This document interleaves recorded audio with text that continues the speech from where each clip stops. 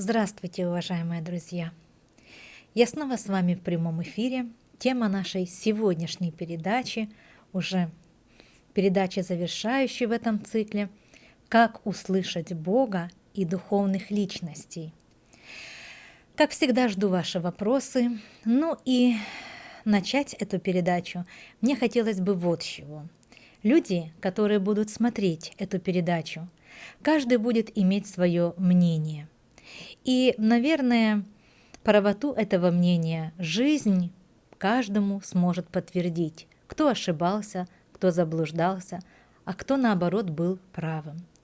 Многие люди настолько заездили и пренебрегли словом «Бог», настолько уничтожили ценность этого слова, что когда создаешь тематику, когда говоришь об этом, у многих людей, наверное, 95% людей создается мнение, что это какое-то религиозное направление, которое будет говорить незнамо о чем и не понимая о чем. Будет говорить о том, что невидимо, неслышимо, и вообще, может быть, этого и нет. Потому что многие люди убеждены в том, что Бога увидеть и тем более уж услышать невозможно. Уж тем более невозможно услышать и духовных личностей. И я скажу вам, что многие умы человеческие в этом абсолютно убеждены. Но мы не будем их касаться, мы понимаем, что жизнь все расставит по местам, и каждому из них даден будет урок. Особенно тем людям, которые совсем фомы неверующие. Зачастую эти люди, когда покидают этот мир, они понимают, что жизнь после этой жизни существует. И иногда им задают такие вопросы. Ну что, теперь ты веришь в Бога, когда ты здесь? И многие действительно начинают верить в ту силу, в того Создателя, в того Творца, в тот высший разум, в ту энергию, которая создала все, и этих людей также. Друзья, сегодня тема приятная, моему сердцу, душе моей очень приятная. И я с радостью сегодня постараюсь вам поведать все-все-все, что я знаю о том, как можно научиться слышать Бога и духовных личностей. Сразу вижу ваш вопрос. А вы слышите Бога и духовных личностей? Мы к этому вернемся, если у вас действительно будет такой вопрос, и если вы действительно его зададите в эфире. А сейчас я хочу поговорить вот о чем. Кто таков Творец-Создатель? Что значит эта сила, которая создала все? Друзья мои, это сила, которая создает все и проявленное, и непроявленное.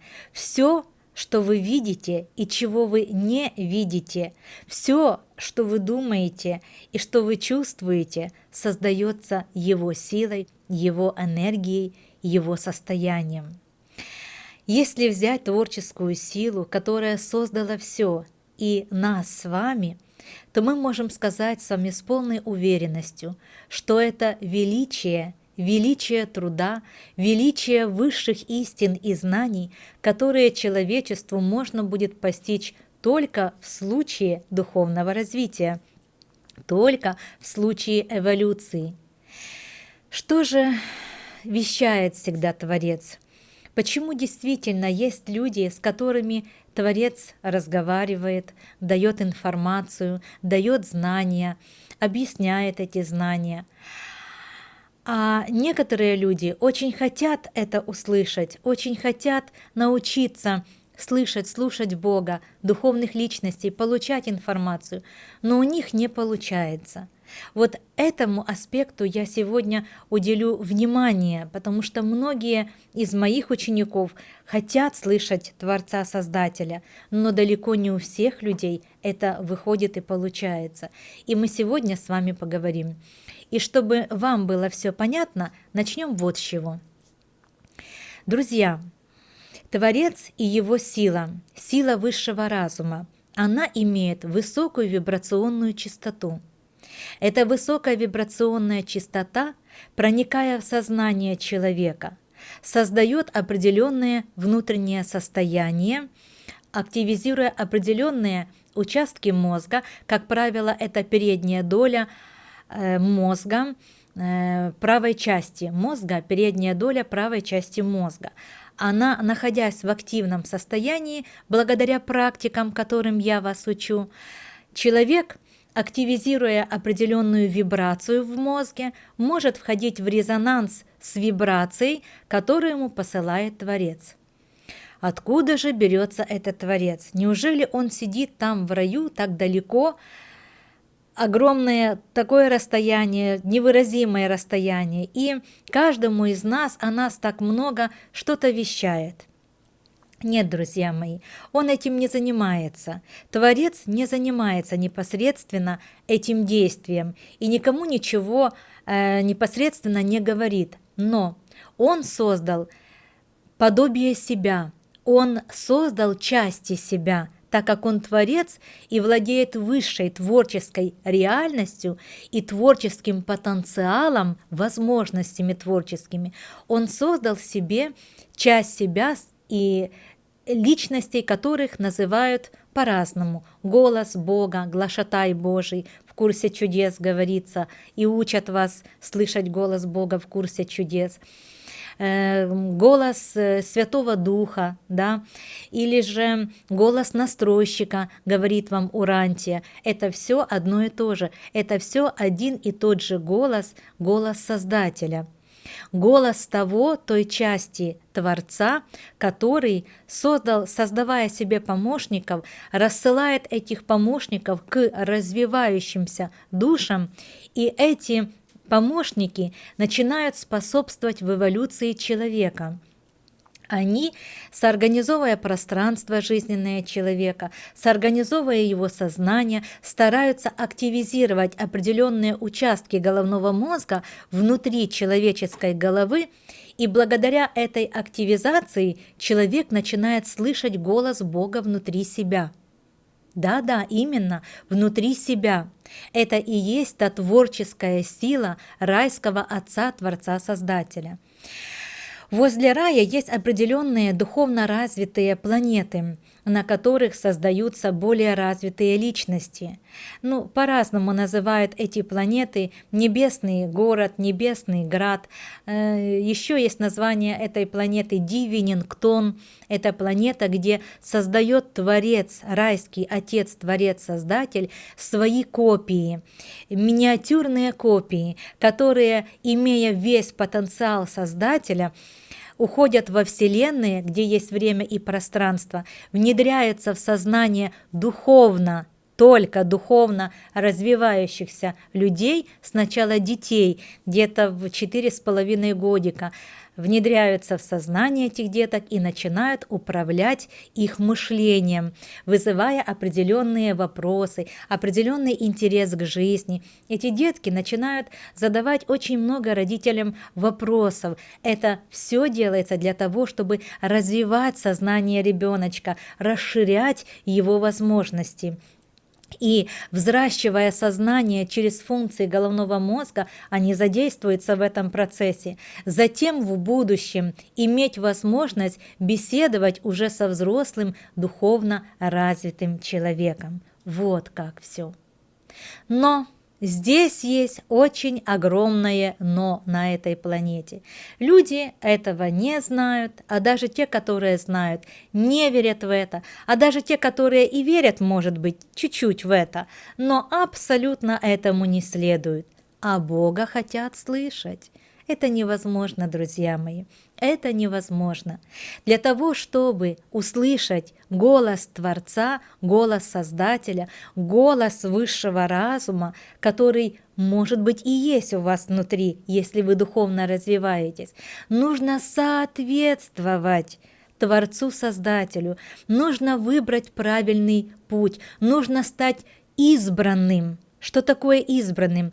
Это выбранным, избирательным в пути эволюции творческой своей силы и духовного развития.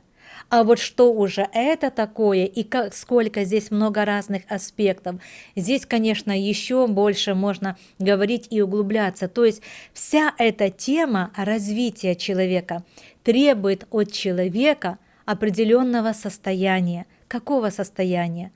Устремленности, соответствия, дисциплинирования, многие люди не дисциплинированы, серьезного отношения и исполнительности. Вот что требует этот труд, понимаете?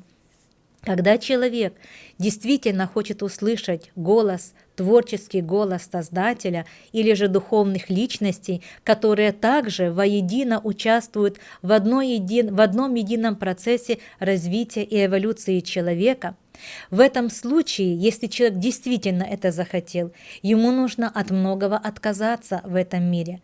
В первую очередь отказаться от самоубийства, перестать убивать себя. Многие люди это делают и даже не понимают, как они это делают. И многие не хотят в это верить и не хотят от этих мнимых благ отказаться. Многие действительно этого не хотят. А голос Бога хотят слышать все. Друзья мои, да голос Бога и духовных личностей слышат только те, которые заслужили это слышать, только те, которые действительно к этому серьезно относятся, только те, которые действительно соответствуют этому. Человек, который несерьезный, человек, который, знаете, поверхностный, человек, который говорит одно, а делает другое, он не может слышать голос Бога внутри себя. Он не может соприкасаться с духовными личностями. Они на него не особо и внимания обращают. Почему? Да он им не интересен. Если нет у человека определенного духовного стержня и потенциала к развитию, и если он не занимается этим, да какой в нем интерес? Он не представляет определенной ценности для космического пространства, понимаете? Ну что с него взять-то? Ничего с него не возьмешь, добра у него нет, серьезного отношения нет, говорит одно, делает другое, то есть ублажает свои прихоти, то, что ему нравится, я буду делать то, что мне нравится. Разве ж духовный человек будет так говорить? Никогда. Он будет говорить вот как: я буду делать то, что будет служить воле Бога, что будет являться волей Творца и Создателя. И он эти слова скажет осознанно, с пониманием того, что воля Бога, Творца, Создателя, высшего разума – это самое лучшее, что может быть для каждого из нас. Это самый правильный путь. Это самый правильный процесс. И этот человек никогда не будет, ни на секунду не будет в этом сомневаться. Он всю свою жизнь будет перекладывать на волю Творца-Создателя. и следовать Его правилам, Его законам, будет созидать и себя, и мир вокруг себя, помогая и себе, и, конечно же, ни на минуту не забывая о мире и о других людях. Понимаете? Вот эти люди в потенциале могут надеяться на то, что они, конечно же, будут слышать Бога. Они соответствуют этому состоянию. А если они куролесят, колесят и делают все, что им нравится, как они говорят, то о каком голосе можно говорить и вообще какой хорошей жизни можно говорить? Почему-то люди думают, что жить, развиваясь, и жить с творческой божественной силой, и жить в творческой божественной силе, то значит надо жить в страдании, в трудностях, в проблемах. Нет, друзья мои, наоборот, это является показателем того, что вы на правильном пути. Когда вы созидательно живете с Творцом, когда вы выполняете Его законы, когда вы не играете, как в игрушку, и делаете вот только, вот поверю в Бога, чтобы какие-то свои задачи решить, или же какие-то свои примхи удовлетворить. Ну вот поверю немножко, получу, что мне надо, и закончится моя вера. Так многие люди, которые становятся на этот путь, они становятся только для того, чтобы получить какие-то блага, не больше и не меньше. И вы думаете, что они смогут слышать голос Бога внутри себя или духовных личностей? Да нет, друзья мои, таких называют предателями, которые просто воспользовались силой творческой и потом начали делать то, что они делали и раньше, упав опять в ту пропасть. Такие люди всегда должны будут проходить страдания. Их путь – это путь страданий, которые они сами же выбирают. Для того, чтобы услышать Бога, запишите, что нужно. Первое – соответствовать. Второе – иметь огромное желание. Третье – понимать, для чего вам надо слышать Бога, что вы хотите, услышав Его высшие наставления, направления, Его подсказки, Его нужное слово, правильное слово, Его помощь получив. Что вы хотите, для чего это вам надо. И, конечно же, нужно выбрать путь эволюции, путь просветления. Можно так назвать, просветление, хотя и это слово уже так исковеркали, и так уже изменили, что это сразу тоже ассоциируется с определенными сектантскими направлениями. Почему сектантскими, друзья мои? Не все, нет, не все, но большинство сект, которые существуют, это все-таки бизнес-проекты, бизнес-направления. Ну, так оно. И вообще в духовном направлении очень много того, что не является истинным. И многие люди создают это только с единственной целью своих благ, своего обогащения и обмана. А там, конечно же, будет присутствовать и обман, и неправдивая информация, и так далее, и так далее. Почему? Потому что таким людям, которые хотят просто сделать бизнес на духовном развитии человечества, им не дается информация. Они не имеют доступа к ценной информации, а читая книги, которые тоже не всегда являются правдивыми, которые они сами, в принципе-то, не всегда могут и понять, и трактовать правильно, они, конечно же, впадают в иллюзорный обман и вводят в заблуждение многих людей. За что? И несут ответственность. Да, друзья мои, человек за все несет ответственность, особенно если он торгует именем Творца-Создателя. Особенно. Понимаете, чем больше дается, чем больше спросу. Если человек идет на такие поступки, то, конечно же, это чревато. Но я вернусь снова к той теме, которая сегодня у нас звучит. Как услышать еще Бога? С чего начать? Что нужно слышать? Что вообще, о чем Бог говорит с вами? Как Он говорит с вами? Что вы чувствуете при этом? Я поделюсь с вами своим опытом, но это не значит, что у всех будет точно так же, например, как у меня. Нет, друзья мои, у каждого из вас это может быть по-своему. Но не забывайте, что вы можете слышать не только голос Бога. Многие люди, находясь в иллюзии, в иллюзорном состоянии, неподготовленные, энергетически грязные, зашлакованные ядами, токсинами и инфекциями, они сначала слышат голос эго.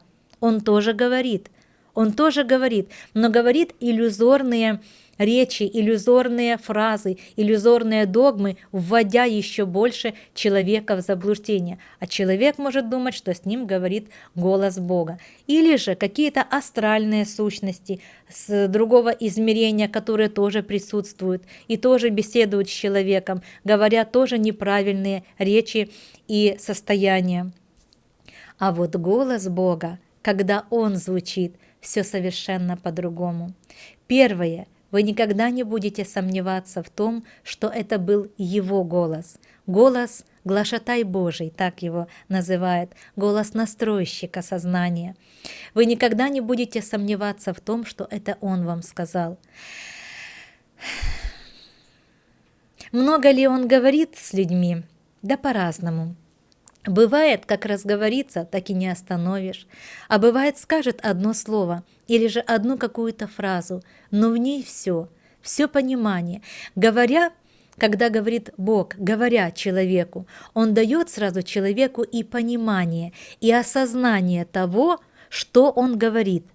Говорит Он всегда то, что будет человеку на пользу, только то, что приведет человека к хорошей, прекрасной жизни. Говорит Он только то, что способствует его эволюционному процессу и этапу, дает только те подсказки, которые помогают ему выйти из сложных трудностей и сложных ситуаций. Понимаете? А когда говорит эго, оно, конечно же, имеет совершенно другую позицию, другие желания, другие задачи. Когда говорит с вами голос Бога, вы сразу это будете чувствовать душой своей. В душе становится такое состояние, настолько приятно, настолько прекрасно, сказочно, настолько спокойно, настолько радостно, настолько уверенно, настолько правильно, настолько чувственно, настолько велико и у меня нет слов, чтобы вам это передать. То есть это чувство, которое невозможно передать словами, друзья мои. Это вот когда говорит Бог. А когда эго? А эго вам каждую минуту говорит что-то. Каждую минуту. И многие люди отождествляют его с Богом.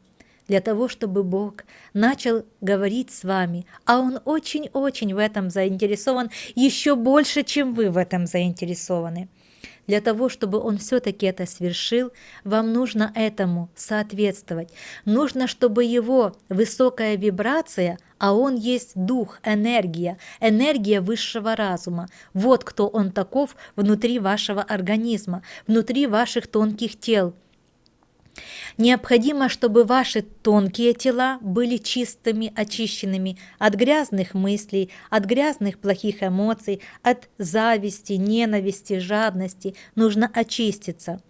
И, конечно же, приготовить свой физический организм, а это правильное питание, а это очищение водой, пить воду, много воды нужно пить, а это очищение травами, и это тоже обязательно, а это рождение новых молоденьких клеточек, через которых можно и пропустить эту вибрацию, и затем воспроизвести внутри вашего организма, и вы услышите голос.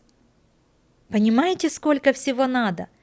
Надо привести в порядок свои тела, свое сознание, свою внутреннюю убежденность, но это еще не все. Знаете, что еще надо? Надо поступать так, как поступает Творец-Создатель. А вот здесь еще один восклицательный знак. Наверное, на всю планету этот знак. Говорят все, и многие даже говорят правильно, а вот делать никто не хочет. Человек настолько ленив, вот как животное, лениво, оно покушало, и ему ничего больше не надо, оно себе спит. Вот так и человек. Люди ничего не хотят делать, они ленивые, они хотят только удовлетворять свои какие-то желания и потребности. Такой человек не сможет слышать Бога. Вы знаете, друзья мои, не все же люди и знают, и понимают, что они поступают неправильно. Вот еще один крючок. Они не соглашаются с этим. Многие не соглашаются. А многие, может быть, и соглашаются, но делать не хотят. Вот вам и проблема. А могли бы все слышать Создателя.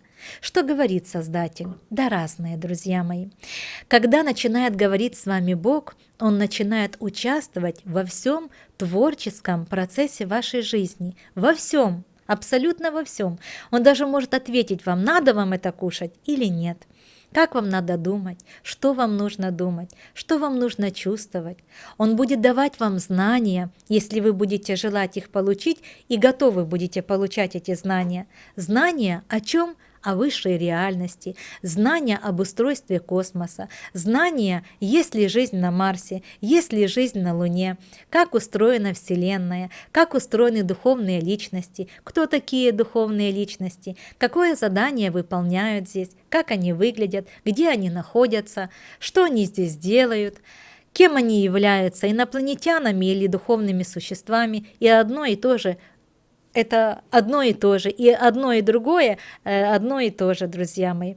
То есть он дает вам расширенную информацию обо всем.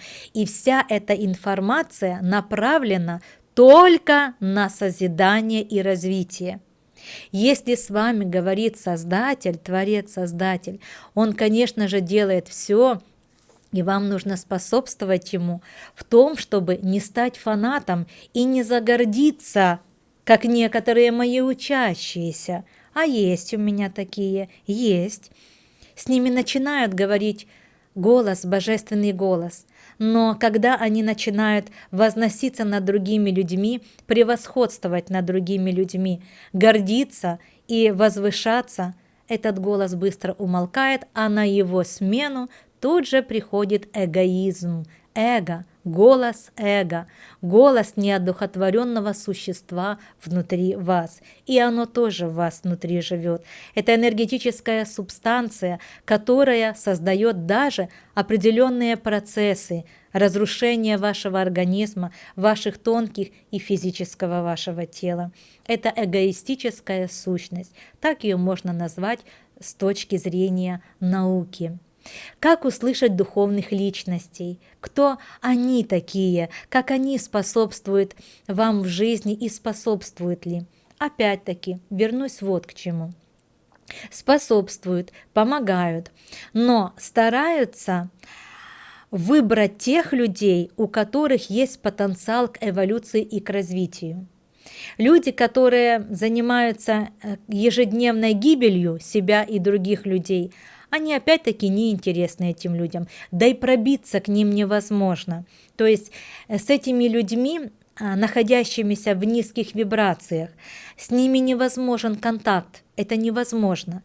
Их вибрация, их частота низкая, она не соответствует тому, чтобы высшая частота вступила во взаимодействие духовных существ, вступила во взаимодействие непосредственно с таким человеком. Это невозможно. Человек, который пьет, курит, ест мясо, ест колбасу тоннами. А вот сегодня была хорошая передача, да, закусывайте огурцами. О мясе говорилось. Так вот, такой человек, он не может слышать ни духовных личностей, он не интересен им. Он занимается самоубийством, самоуничтожением и наслаждается этим. Но это его выбор, это его право. Друзья мои, для того, чтобы духовные личности с вами начали вступать в контакт и во взаимодействие, вам необходимо стать правильными. Правильными. Да, именно так, правильными. Какими? Что значит правильными? Нести ответственность за все, что вы выбираете, за все, что вы говорите, за все, что вы делаете. Устремиться к развитию, к эволюции, устремиться в жизни свершить самое великое, принести жизни самую огромную пользу. И тогда эта польза будет и для вас. Для того, чтобы духовные личности выбрали вам нужно стать сотрудником этой планеты, их сотрудником.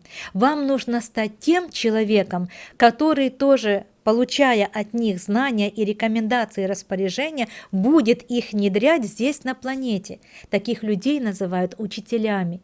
Но этот человек должен полностью отказаться от своих благ, от своих каких-то, скажем, желаний. Этот человек должен быть настолько осознанным и правильным, и чистым, и добрым, и милосердным, и жертвенным. Он должен пожертвовать в любую минуту собой, своими какими-то желаниями во имя спасения человечества. Понимаете? То есть это кристалл, чистейший кристалл, который должен светиться светом. Вот кто это таков. Понимаете? И это должно быть не игра, а это должна быть настоящая жизнь. То есть жизнью надо показать, что ты именно таким и являешься.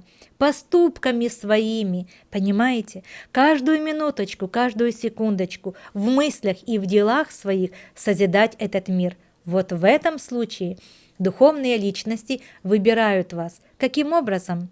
Они видят ваше излучение. Увидев ваше излучение, они ищут способ и метод с вами взаимодействовать.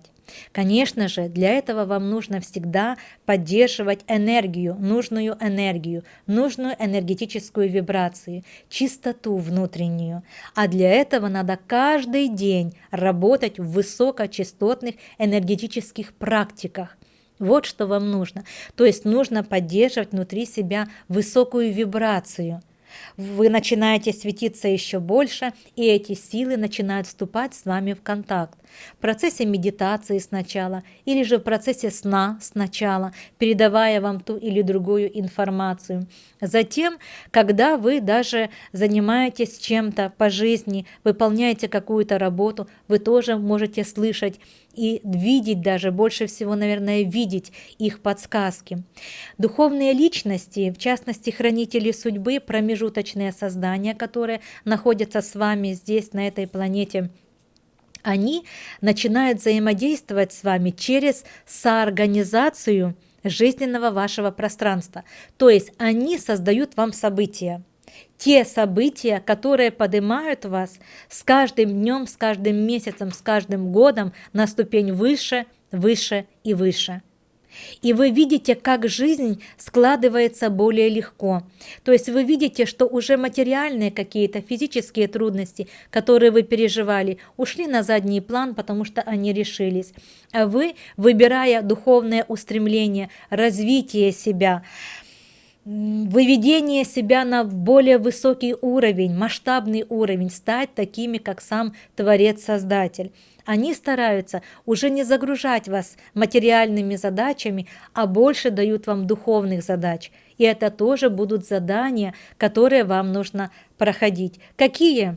Например, вы будете вкладывать в человека многое, делать все, чтобы он духовно развивался, а он потом возьмет и предаст ваше знание. Скажет: да, ерунда это все, я буду сейчас свои знания внедрять, свое буду людям рассказывать, вот я лучше знаю. Это называется предательство. Для учителя это разочарование определенное, но его тоже нужно пройти и принять, и все-таки сохранить внутреннее состояние к таким людям милосердия и понимания того даже, почему они так сделали. То есть учителя тоже получают свои уроки, но это совершенно другие уроки. Они абсолютно не связаны ни с какими материальными потребностями. Нет, друзья мои. Материальные вещи для духовного человека даются очень легко. Это самое простое, что можно для вас сделать. Денег вам дать, квартиру вам там помочь приобрести, там еще что-то. Это самое простое. Есть самые сложные задачи. Проверка на верность и преданность. Вот эта задача самые сложные. Но и материальные задачи ваши выполняются только в том случае духовными личностями, если вы заработали, если вы заслужили. Вот если вы заслужили и заработали, и являетесь духовным человеком, знайте, вам очень быстро решат вашу задачу, вашу трудность и проблему. А бывает и так.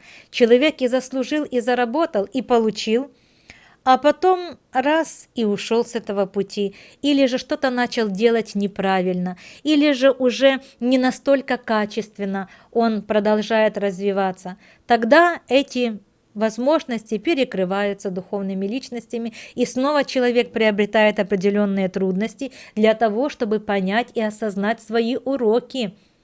Понял, осознал, вернулся снова, начал работать над собой, начал развиваться правильно, идти правильным путем, снова получает и благо, и возможности, и правильный процесс жизни и эволюции.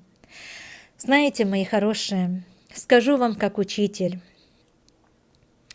здесь столько много всего надо уметь, делать, соответствовать, совершать, планировать, думать, столько много всего, и столько много разных крючков и ям для вашего падения, социальных ям для падения, столько много, что действительно вам одному очень тяжело. Вот почему нужно в группах работать, вот почему нужны эти передачи, когда вы смотрите, что-то у вас там пробуждается, что-то оно там как-то меняется, что-то происходит хорошее внутри вашей головы, и вы начинаете по-другому уже смотреть. Даже если вы увильнули как-то, вы, ой, подожди, это же вот так и вот так, что же это я думаю, зачем я такое думаю, зачем я это делаю, я же потом буду сам или сама от этого страдать, зачем же такое?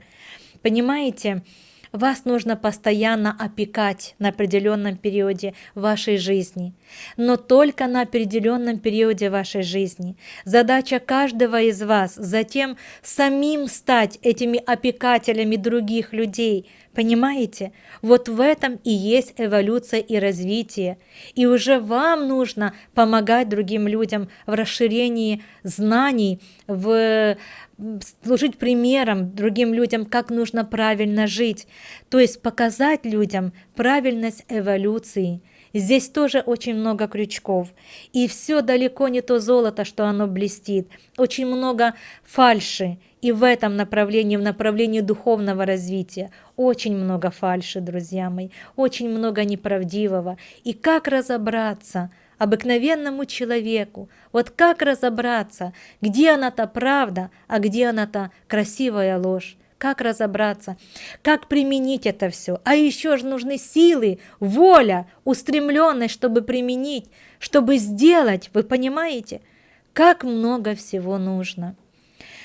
Друзья мои, в этом и задачи человека, это эволюционные задачи. Иногда у меня спрашивают, подходят на консультацию люди, ученики мои подходят, люди, которые даже не мои ученики, приходящие на семинары. Они спрашивают, скажите, вот у меня постоянно, мне кто-то в голове вот что-то говорит и разговаривает со мной и так далее. Вот я довольная, счастливая, я смотрю на этого человека. И вот здесь даже не надо быть экстрасенсом. Человек болен насквозь. Любая его болезнь – это вибрация низкой частоты, это токсины, яды, инфекции и так далее. Как с таким человеком может говорить Бог? Это невозможно. Ведь человек излучает токсины. С ним знаете, что говорит? Сущность, которая настолько стала умной и грамотной, что она даже овладела сознанием такого человека. И человек ее даже обожествил, эту сущность. И ходит и рассказывает всем о том, что с ним говорит Бог. На него смотрят и говорят, психически нездоровый человек. Да, друзья мои, эти сущности доводят человека до полного психического разрушения, а человек думает, что с ним говорит Бог. Сколько таких сейчас людей? Нет, мои хорошие. С теми, с кем говорит Создатель, их немного на планете. Их немного, их мало в соотношении с количеством людей, которые сейчас проживают. Очень мало. И хотелось бы, чтобы их было больше. И это может быть. Но опять-таки, как я вам всегда говорю, есть точка невозврата. Есть то время, когда вот приходит уже время, и вернуть все обратно невозможно. Понимаете? Многие люди себя загубили так, что уже вернуть ничего нельзя. Их жизнь уже закончилась, а может быть и сама эволюция закончилась. И так может быть. На этой планете, во всяком случае, на этой планете. Друзья мои, для того, чтобы слышать голос Бога, надо самому зажелать стать Богом. Надо соответствовать Богу. Надо учиться у Него и выполнять все Его поставленные задачи. Нужно быть послушаемым, то есть выполнять задания Бога, не противиться этому и доверять Ему, знать, что Он никогда ничего плохого для вас не посоветует и не рекомендует. Люди, которые слышат Бога, они уже не ошибаются, они всегда делают тот выбор, который будет во благо и правильным, даже если он будет разрушительным. А бывает и так для других людей или для самого человека. Иногда человеку надо пройти страдания для того, чтобы затем понять и осознать жизнь. Страдания я называю страдания лекарствами. Они действительно лекарства. Это то, что дает возможности человеку осознать жизнь. Трудности – это также лекарство. Лекарство для сознания многих-многих людей. И многие люди, осознавая трудности и проблемы свои, меняют свою жизнь к лучшему. Друзья мои, я готова к вашим вопросам, я готова работать с вами, пишите ваши вопросы, с радостью жду ваши вопросы. И пока Сергей Аркадьевич готовится к вопросам, несколько слов еще о том, как слышать Бога. В уединении и в тишине, в спокойствии и в радости, в принятии и осознании, в созидании и любви только можно слышать Бога внутри себя. Если этого нет, если есть страхи, разбалансированность, эгоизм, ненависть, месть, воспоминания обид, сотнями, тоннами обиды, многие мне пишут смски, все свои обиды, прекратите это делать. Вы никогда не услышите Бога, если вы будете жить в обидах, в агрессии, в мести и в ненависти. Станьте чистыми, отпустите и простите. Все несовершенны, и ваши близкие также несовершенны. Были бы они совершенными, их бы на этой планете не было. А если бы и были, то в качестве учителей. Я готова к вашим вопросам. Здравствуйте. Первый вопрос у нас от Виктора из Днепра. Иисус постоянно с рождения на протяжении всей человеческой жизни слышал Бога только в медитациях и молитве или только после слияния с настройщиком? Иисус всегда слышал внутри себя божественный голос. С ним присутствовал настройщик, и он внедрился, как и внедряется ко всем деткам в 4-летнем возрасте, для того, чтобы сонастраивать сознание этого маленького ребеночка, которому принадлежало стать великой личностью и оставить великие знания на земле, которые тоже сейчас скрыты от человечества, и также этими знаниями пренебрегают, к сожалению. Он слышал настройщика с детства, но когда он слился с настройщиком при крещении, вот тогда произошли определенные изменения.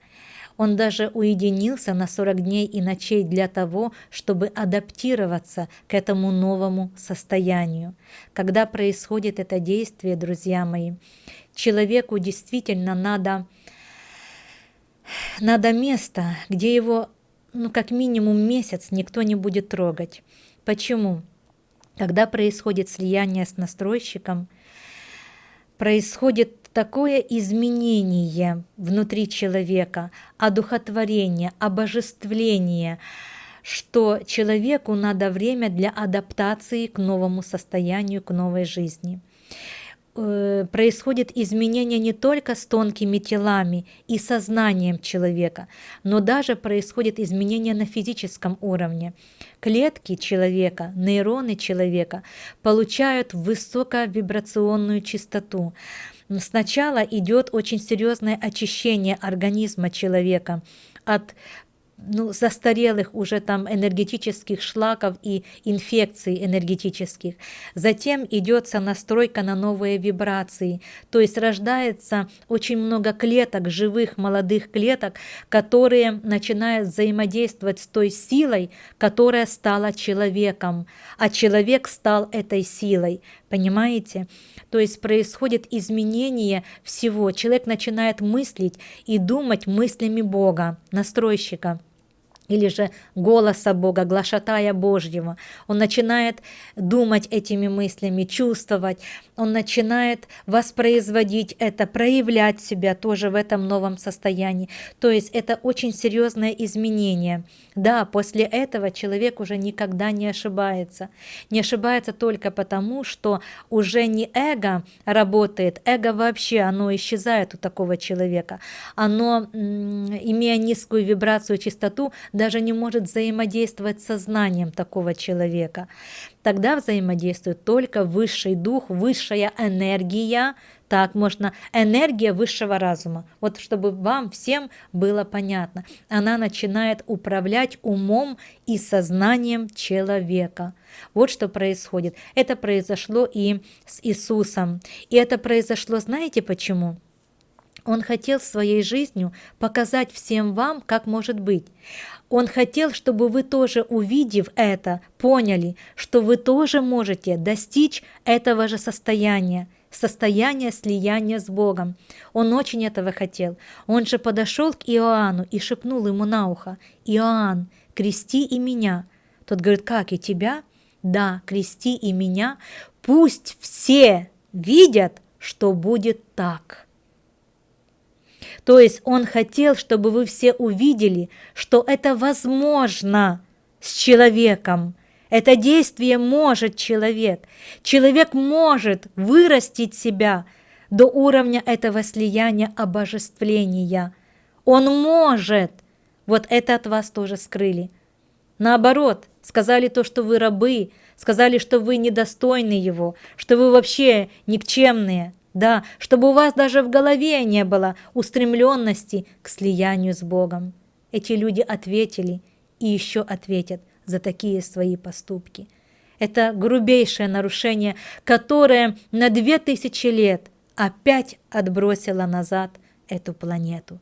А если бы люди после пришествия Христа да взяли да воспользовались Его знаниями, которые не создавали фанатизма, а наоборот, процесс эволюции и развития, ведь Иисус не был фанатом. Он не был фанатом. Он был человеком, таким же, как и вы все, но правильным человеком. А быть правильным человеком – это не значит быть фанатом, это быть правильным. Понимаете? Фанаты те, которые служат кружечке пива, пивасику, или колбаски, или еще чему-то. Вот это фанаты. А человек осознанный, правильный, чистый, открытый, мудрый, сильный человек, вот это правильный человек. Вот такой может слышать голос Бога.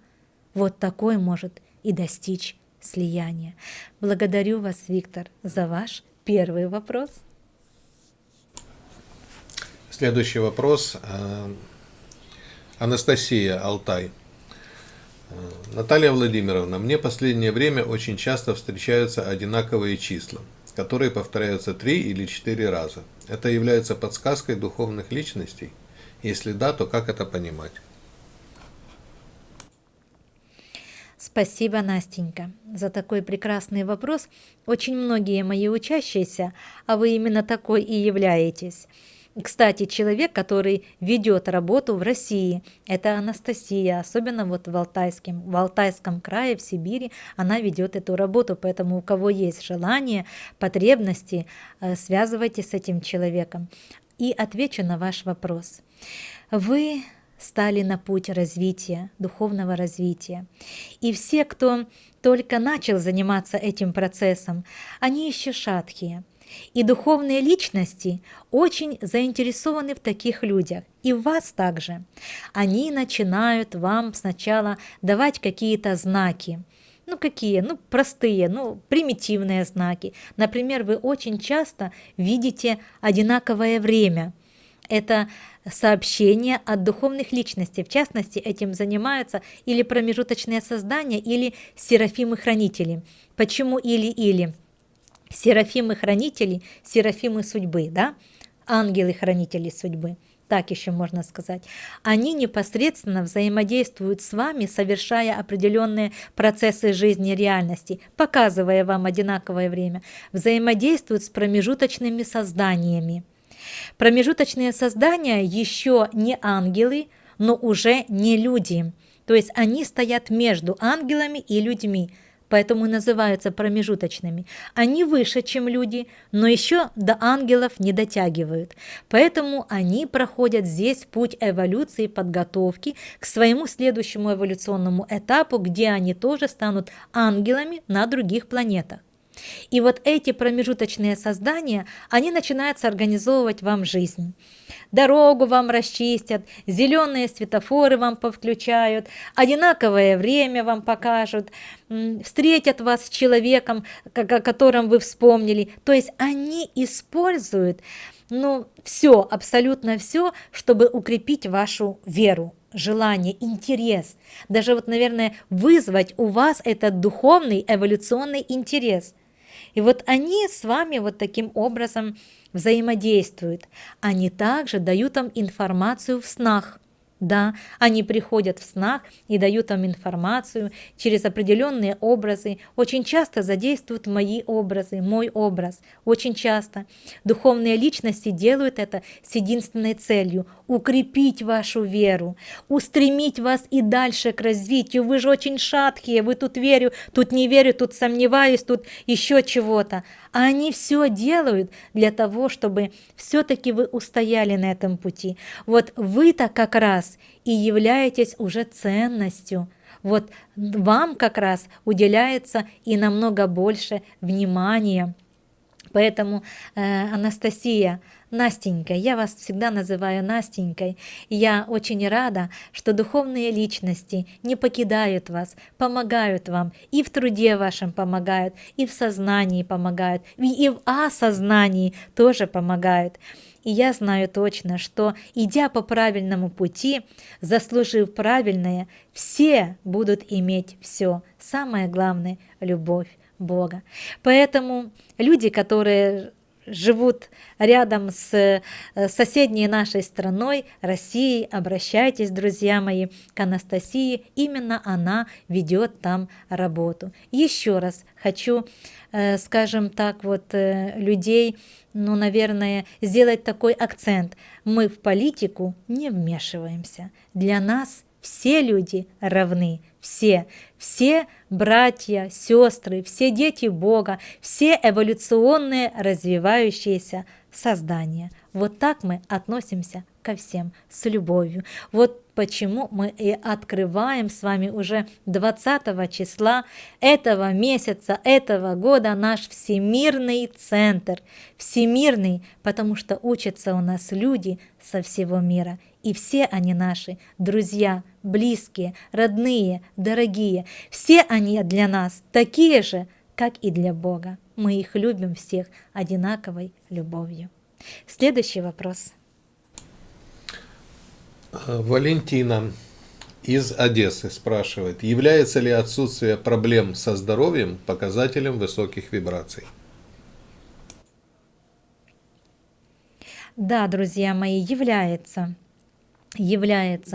Когда вы очень много израсходуете себя, если вы духовно занимаетесь, да, конечно же, ваши вибрации падают, клетки умирают, их становится мало, или они теряют в митохондриях свою жизненную энергию. А сейчас ученые пришли к выводу, что не только митохондрии занимаются энергетическим состоянием вашего организма, подпиткой энергии вашего организма, не только митохондрии в связи с новой эпохой. Поэтому, когда падает ваша энергия, активизируются инфекции, проникают в слабенькие клеточки, а энергия потеряна в клетках, клетка слабенькая, она уже легко пробиваемая инфекциями. Инфекции, вирусы, они без клетки, они не имеют активного живого состояния, они просто как программа, но только когда, попадая в клетку, а не попав в клетку, только в этом случае они оживают, то есть они питаются потенциалом клетки и начинают жить. Вот точно так же и онкология у людей, да, друзья мои. То есть онкомаркеры есть у всех людей.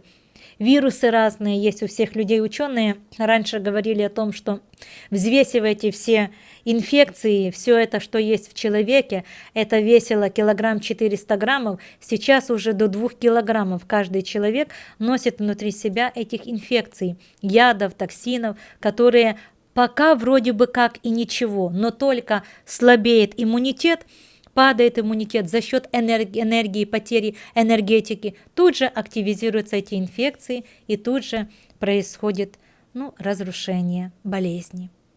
Благодарю вас. Хороший вопрос. Следующий вопрос. Татьяна Анисимова из Харькова спрашивает, могут ли в человеке одновременно находиться рептилоид и человек с развивающейся душой? Могут ли темные обратиться к свету и эволюционировать к Богу? Ох, какая вы!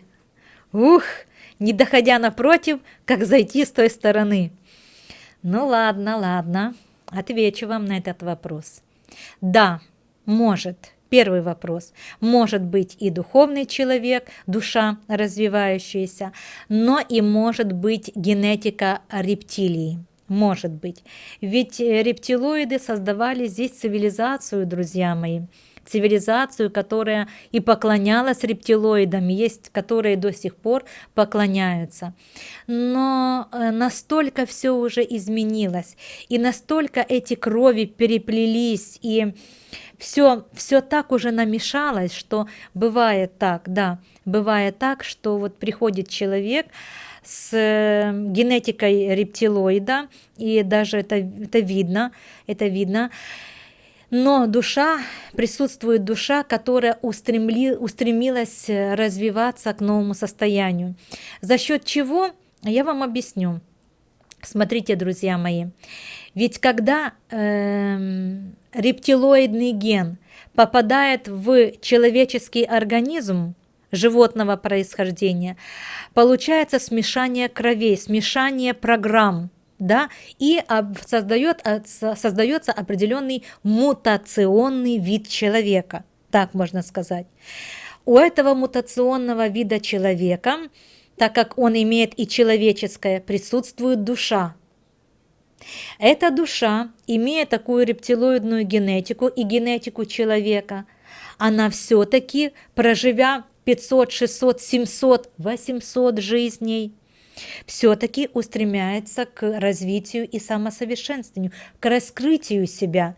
И человек, видимо, в прошлых воплощениях, на прошлых этапах своей эволюции смог удержать душу в себе, то есть он сберег это состояние в себе и дальше сохраняет это и продолжает это развивать.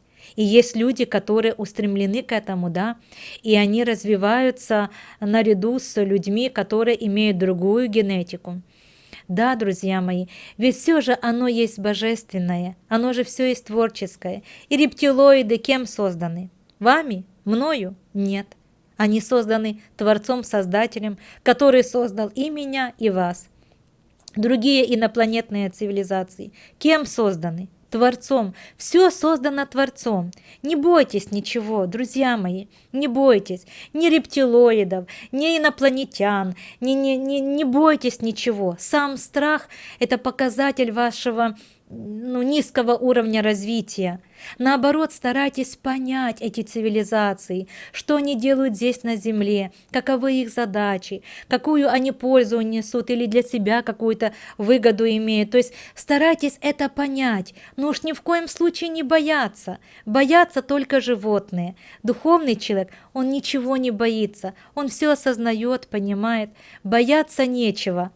49-й урок курса чудес. Бояться нечего. 49-й урок курса чудес. Нечего бояться. Все создано высшим разумом. Это первый вопрос. Второй вопрос. Может ли и то, и другое в плохих людях, да, быть божественное? Может, мои хорошие. А если я вам скажу, что в добре всегда присутствует зло, в зле всегда присутствует добро? Да, именно так, друзья мои, именно так. Вот, к примеру, да, приведу вам пример. Очень много аварий сейчас, очень много. Вот человек, создавая свою жизнь, зарабатывал на машину, но зарабатывал нечестным трудом, проклиная всех, обгонял, подрезал, гордился, что у него красивая машина, возносился перед кем-то, ненавидел, осуждал и так далее. Ну, неразвитый человек, но он работал, зарабатывал себе разными способами на машину, и вот он попадает в аварию. Авария – это добро или зло? Конечно же, вы скажете, что зло. А если это и не зло? А если ему дается этот урок, чтобы он, может быть, пережил клиническую смерть, да увидел, что есть жизнь после смерти, да вернулся обратно после этого, потому что других уроков не принимал, людей других не слушал. Кто бы чего бы ему ни говорил, он все отрицал. А там увидел, что жизнь после смерти существует. И вот его возвращают обратно в этот мир, для того, чтобы он исправил еще свою жизнь. Скажите, будет авария злом или будет она добром? Видите как? Вот так и в каждом человеке есть и то, и другое. Но что, когда человек выберет, зависит только от человека. И для этого ему даден закон свободы воли, права выбора. Выбирайте, вот и выбирают. Вот как выбирают, так и живут. Только не все хотят это понимать. Живут плохо, начинают искать виноватых. Кто же виноват, что они живут плохо? Да они сами виноваты в том, что они так и живут. Благодарю вас. Следующий вопрос. Ирада из Минска спрашивает, как удерживать постоянно свое состояние осознанности? Как ответить одной фразой – это не сказать ничего. Этому нужно научиться. И иногда люди учатся этому годами.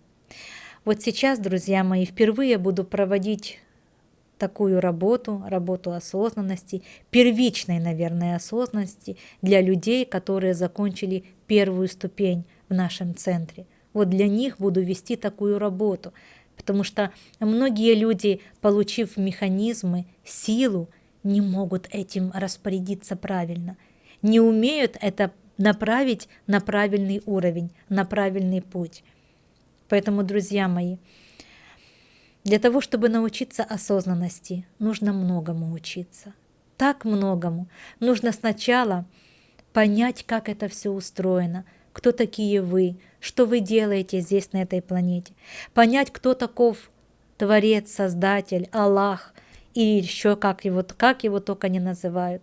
И это абсолютно не важно. Он все равно один, но во всем космосе он один. И уж тем более на планете он один. Нужно понять эти все великие тайны, которые скрывают очень многие религиозники, духовники, очень многие скрывают от человека правду. А человек потом и мечется, и не знает, кому верить, зачем верить, надо верить, не надо верить, правда это, неправда это. Сложно вам разобраться. Но чтобы разобрались вы, нужно с мельчайшего, с простейшего раскрывать глубинные истины и тайны. Контролировать себя – вот что нужно научиться. Быть осознанным – значит быть понимающим все. Это нужно расширить и способности, свои способности своего мозга. А это возможно только в одном случае, если вы работаете в практиках. Но от вас и практики эти скрывают, и не дают вам эти практики. Не дают, скрывают это от человечества. Да, друзья мои. И я и согласна с этим, и согласна, и не согласна. Согласна с тем, потому что действительно человечество не готово взять эти силовые механизмы. А по-другому ничего же не делается, чтобы подготовить человечество, вы понимаете? То есть мало кто из действительных, настоящих учителей вас готовит к этому. Поэтому это работа очень серьезная. Сначала начальный уровень, проходит время, вы получаете задание, готовитесь, затем первый уровень, снова получаете еще более высокое задание, еще готовитесь, затем следующий уровень. Между этими уровнями есть промежуточные курсы, интуиция, развитие сверхспособностей, целительские способности, чувствование, ясно чувствование, чувствовать, восприимчивость развивать, то есть открывать в себе свою природу, победить страхи, которых у вас ой-ой-ой-ой-ой. Они везде, они, знаете, как муравьи у вас эти страхи. Это не только у вас, так у всех людей. Большинство людей живет в состоянии страха, постоянного страха. Боятся жить, боятся умереть. Постоянный страх. Вас приучили к этому страху. Для вас, для людей, сделали страх естественным и нормальным процессом жизни. Это грубейшее нарушение, которое приводит человека к деградации. Чтобы научиться управлять собой, расширять свое сознание, нужно и ментально готовиться, нужно и душой своей устремиться, нужно и в жизни делать правильные поступки. И время нужно для этого. Время. Благодарю вас. Следующий вопрос. Виктор, Днепр. Скажите, пожалуйста, может ли экстрасенс брать информацию из чистого высшего источника, настроившись на его вибрации, если в обыденной жизни он им не соответствует? Нет, не может. Не может экстрасенс. Экстрасенс будет, он не достанет до высшего источника, он не дотянется до высшего источника. До высшего источника дотянутся только высшие. Вот они соответствуют этой вибрации, они являются проводниками этой вибрации высшей. Вот они и могут дотянуться до этой информации и получить. Человек, который в жизни не соответствует, говорит одно, а делает другое, который не может преодолеть свое эго, какой высший источник? Астрал, как минимум. У него могут быть способности у такого человека, но это способности считывания астральной информации. А астральная информация является иллюзорной. Так могу сказать. Следующий вопрос. Так, следующий вопрос у нас от Жанны Антуанетты из Франции. Здравствуйте. Ну, вообще, она Яна. Здравствуйте. В интернете есть разные звуковые волны и частоты для медитаций. Альфа, бета, бинуральный ритм. Можно ли их слушать? Какие звуковые волны считаются божественными? Читаю информацию, что они очищают, но на других источниках говорят, что разрушают органы, что это психотропное оружие. Как разобраться? И то правильно. И то правильно. Эти волны, ведь что такое волна? Это энергия и информация, которая создает звуковую вибрацию. Эту вибрацию воспринимают ваши слуховые нервы, ваш мозг воспринимает и воспроизводит внутри вас определенные состояния. Вот что такое. Вы ежемгновенно, ежеминутно получаете эти волны. Да, созданное психотропное оружие, которое через низкочастотную вибрацию, излучение низкочастотного звука, создает определенное влияние и воздействие. Да, это все есть. Люди, которые вокруг вас говорят, они тоже создают волну. Это тоже вибрация, которую вы воспринимаете. В принципе, в таком иллюзорном мире, как этот, многое является разрушением для человека. Но чтобы вам быть устойчивыми и воспринимать и даже перерабатывать низкую частоту, переводить ее в высокую, а вы это можете делать благодаря своей осознанности, благодаря своему сознанию. Вам нужно научиться работать с высокочастотными духовными практиками. Это надо идти на курсы, учиться и посвятить этому отрезок жизни, друзья мои. Курсам, которые мы вам даем, этому надо жизнь посвятить. Это не так, приехала, уехала, получилось, не получилось. Это надо все в сторону, потому что важнее этого нет ничего. И заняться этим, серьезно отнестись к этому, поработать с этим серьезно, сонастроиться на новую энергетическую волну и частоту, научиться преобразовывать низкие частоты и вибрации и находиться всегда в этом состоянии. А иначе вы все подвержены этому влиянию и воздействию, и у вас нет методов защиты. Чтобы получить эти методы защиты, я сначала готовлю вас к этому, а только потом и только для тех, кто готов, я это даю. Но это тоже не факт, что вы возьмете это и пойдете и уже полетите сразу на небеса. Нет. Некоторые попользовались, это же надо работать над собой, это же надо контролировать себя. А как без пивасика я жить буду? А шампанское на Новый год? Как я не выпью бокал шампанского на Новый год? Вы что? Какое духовное развитие? О чем вы говорите? Все же люди пьют, и я буду пить шампанское, газы, испражнения бактерий буду пить и радоваться буду. И многие люди считают себя правыми, хотя они в иллюзорном заблуждении. Видите, как много надо? Надо жизнь этому посвятить. Понимаете, друзья, учась в интернете, я еще не встретила ни одного человека за всю свою жизнь, который бы стал духовно просветленным человеком через интернет. Но не встретила я такого. Но нет такого пока. Может быть, и будет когда-то, может быть, уже и есть такие, но я почему-то таких не встречаю. А почему? Да потому что в интернете дается только часть какой-то информации, и много хорошей информации, и об этих волнах многое пишут, да.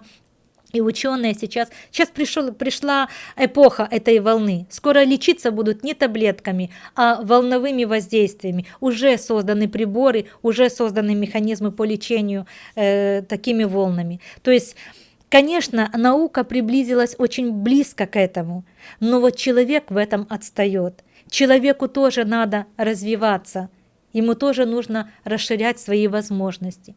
Поэтому в интернете будьте благоразумные, чувствуйте душой своей, насколько оно или правильно, или неправильно. Благодарю вас. Следующий вопрос. Наташа Дудник спрашивает, есть люди с сущностями внутри, они хотят взаимодействовать с нами. Нужно ли таким помогать и как правильно это делать, чтобы не навредить себе? Ой, хороший вопрос какой. Очень хороший вопрос. Большинство людей сейчас живет с сущностями. Большинство.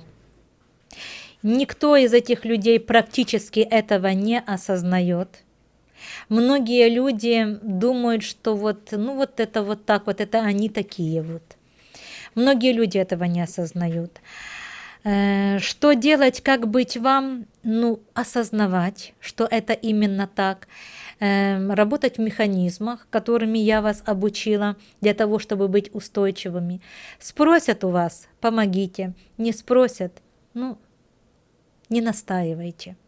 Потому что все-таки, если уже эта сущность есть, то уже человек так долго ее питал, так он ее долго растил в себе, так он ее лелеял долго, что она уже даже овладела его сознанием, и о некоторых даже жизнью овладела. Психическое расстройство свидетельствует о том, что человеком уже полностью овладела эта энергетическая невидимая сущность. Да, друзья мои, как быть вам? Желайте добра этим людям, желайте понимания, желайте осознанности, просите у Бога прощения за них. Это все, что вы можете сделать. Просите у Бога прощения и просите у Бога дать им следующую жизнь, чтобы в следующей жизни они смогли справиться с таким своим высокомерным эгоизмом. Благодарю вас, Наташенька, за ваш вопрос. Благодарю. Развивайтесь, будьте устойчивая, крепкая, убежденная и правильная. И все вам будет дадено свыше. Благодарю вас. Следующий вопрос из Харькова. Тата. Добрый день. Материальное положение может показывать уровень энергии и вообще состояние души? Материальный уровень. Нет, мои хорошие. Материальным состоянием это не измеряется. Нет. Есть очень много людей, которые имеют деньги. Да, есть очень много таких людей. Но очень мало богатых людей. Понимаете? А от разницу подумайте, какая разница в этом. Иметь деньги и быть богатым человеком. Иметь деньги значит быть эгоистом, который по трупам пойдет, мир уничтожит ради денег и богатства. Что сейчас и делают богатые люди. Они ради денег уничтожают человечество.